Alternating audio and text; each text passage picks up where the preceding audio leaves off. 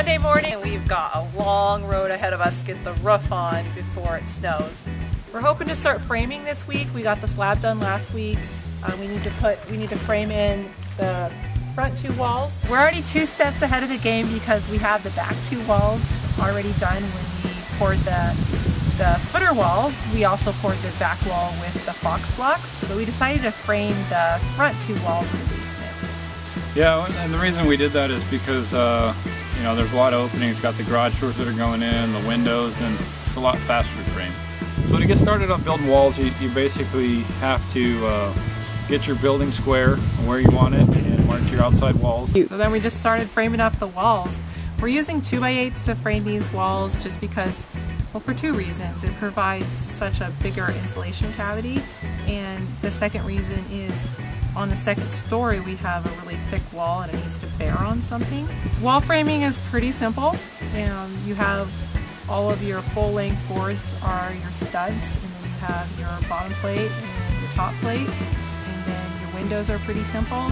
You have the jack studs that sit underneath the window, and then the header bears on those jack studs, and then you have a king stud that kind of ties it in. Nail it all together, use a nail gun with framing nails. If you're framing your wall, make sure that you use a treated lumber on the bottom plate, and that way that it's in direct contact with your concrete, so it can take moisture if there is moisture down there. And then the other thing you want to do is there's some sill seal, which is sill seal, and it seals air cracks between your bottom plate and your concrete, and you want to put that on, and then that gets sandwiched on. And then it's time to stand the walls. What we did is we chalked lines where all the walls go on the outside, so we'll have a chalk line to hold our walls to as we're standing them. We had a lot of help, so we were really bracing ourselves for really heavy walls after standing our cabin walls, especially these being 2x8 walls, and pleasantly surprised it wasn't that bad. Just trying to figure out the wall layout for the garage doors, make it all work out so that the garage doors will fit. We don't have to order a custom garage door. Yeah, and the other thing too that I like to do, and I know that some framers don't like because it makes a wall heavy, but I like to sheet the bottom. And sometimes you have to overhang because you're going to tie into another wall, or you know, you leave it long so it'll tie into the sill plate or whatever you're doing. And what that does is basically you can get your wall exactly square without having to actually put some big you know, lumber on it and hold it square. You could always do that, but I find it a lot easier just to sheet the bottom. The wall stays really square, and then when you go to stand them, you don't have to, you know, you're not fighting back and forth and racking the wall back and forth. That's the way I like to do it. So once we stood the walls, we had to go ahead and anchor the bottom plates to the concrete. We got these drop-in anchors. We're going to put these in. They're for holding our wall down to the concrete. So they go one way and then they wedge and tighten up. So drop it in.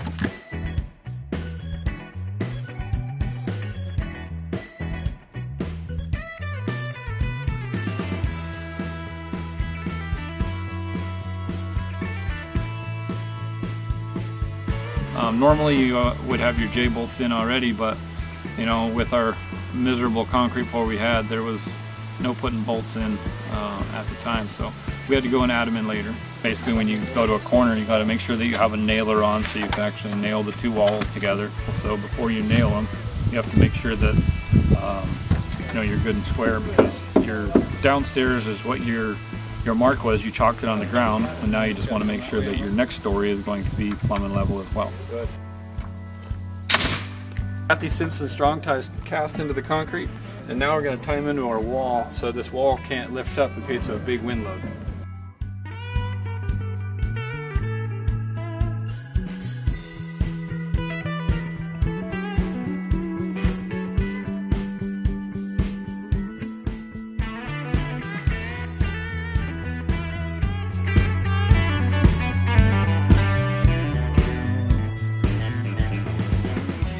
Honestly, I could be happy with just this amount of space, but we need a garage to park our cars in indoors, so we're going to go up another level. And then another level for the kids. Got a little bit early with the walls, and next up is jumping right into the floor.